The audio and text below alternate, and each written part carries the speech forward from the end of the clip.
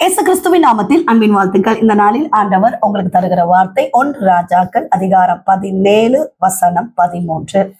அப்பொழுது எலியா அவளை பார்த்து, பயப்படாதே, நீ போய் உன் வார்த்தையின்படி ஆயத்தப்படுத்து. பிரியமானவர்களே, இந்த கால வேளையில உங்களோடு கூட ஆண்டவர் இந்த வசனத்தின் மூலமாக பேச போகிறார். இந்த சம்பவம் எல்லாருக்கும் நன்றாக தெரிந்த ஒரு சம்பவம். ஒரு விதவை தன்னுடைய ஒரே மகனை வைத்திருக்கிறாங்க. பயங்கரமான ஒரு பஞ்சம், வறுமை, இருக்கிற கொஞ்சம் மாவு எண்ணெயை வைத்து அப்பம் சுட்டு சாப்பிட்டு சாகணும் அப்படின்னு நினைக்கும் போதுதான் தேவ மனுஷனாகிய எலியா தீர்க்கதரிசி அங்க போகிறார். பானையில் மா குறைவதில்லை, கலசத்தில் எண்ணெய் குறைவதில்லை அப்படின்ற கர்த்தருடைய வார்த்தை கடந்து வந்தது. எலியா தீர்க்கதரிசி சொன்னபடி அந்த விதவை அப்படியே அந்த வார்த்தையை ஏற்றுக்கொண்டு கீழ்ப்படுகிறாங்க. பஞ்சம் தீருகிற வரைக்கும் ஆசீர்வாதம். பிரியமானவர்களே, எங்க சர்ச்சில் ஒரு அம்மா ரொம்ப கடன் பாரத்துல கவலையோடு கண்ணீரோடு இருந்து கொண்டிருந்தாங்க. 2 மகள்கள் அவங்களுக்கு கொண்டு, ஒரு மகளுக்கு திருமணமானது, இன்னொரு மகள் படித்து கொண்டிருந்தாங்க. எப்படி இந்த நான் கடனை அடைக்க போகிறேன் அப்படின்னு சொல்லி ஒரு தடவை ஆலயத்துல வந்து கண்ணீரோடு ஜெபித்து கொண்டிருக்கும் போதுதான் செய்தி அந்த பகுதியில பரிசுத்த ஆவியானவர் இந்த வார்த்தையின் மூலமாய் அந்த தாயாரோடு பேசி இருக்கிறாங்க. இந்த வசனத்தை வைத்தே அவர்கள் பிடித்து ஜெபம் பண்ணினார்களாம். ஆண்டவர் அவங்களுடைய 2வது மகளுக்கு நல்ல ஒரு வேலை கொடுத்தாரு. வெளிநாட்டுக்கு போகினால் கடனை எல்லாம் அடைத்து தீர்த்தால் இந்த குடும்பத்தை கர்த்தர் ஆசீர்வதித்ததை நம்ம பார்க்கிறோம்.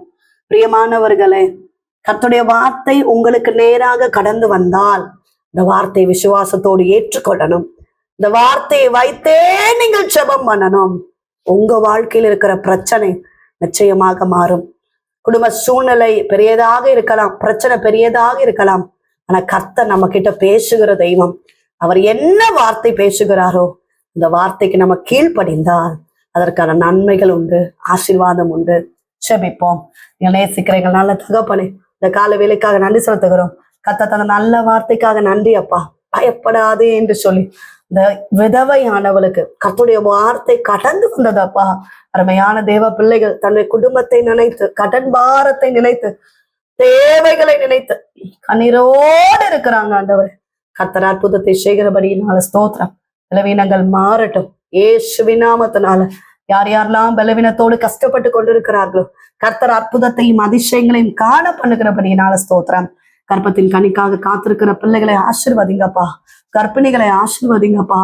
திருமணமாக வேண்டிய பிள்ளைகளை ஆசீர்வதிங்கப்பா. செய்கிற வேலைகள், வருமானங்கள், தொழில்கள், வியாபாரங்கள், கையிட்டு செய்கிற சகல காரியங்களையும் கர்த்தர் ஆசீர்வதிக்கிறபடியினால ஸ்தோத்திரம். எல்லா பலவீனங்கள் மாறி போகட்டும். படிக்கிற பிள்ளைகளை கர்த்தர் ஆசீர்வதிப்பீராக. நாள் முழுவதும் கர்த்தர் நடத்துவீராக. இயேசு கிறிஸ்துவின் நாமத்தில் ஜெபிக்கிறோம் எங்கள் ஜீவன் உள்ள நல்ல தகப்பனே, ஆமென்.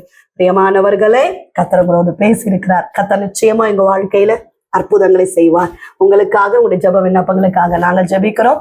நீங்களும் எங்களுக்காக, எங்களுடைய ஊழியர்களுக்காக ஜெபித்துக் கொள்ளுங்கள். டிவோஷன் மூலமாய் உங்களோடு ஆண்டவர் பேசுகிறதை பகிர்ந்து கொள்ளுங்கள். இந்த வார்த்தை அநேகருக்கு பிரயோஜனமா இருக்கும் என்றால் அநேகருக்கு ஷேர் பண்ணுங்க. God bless you.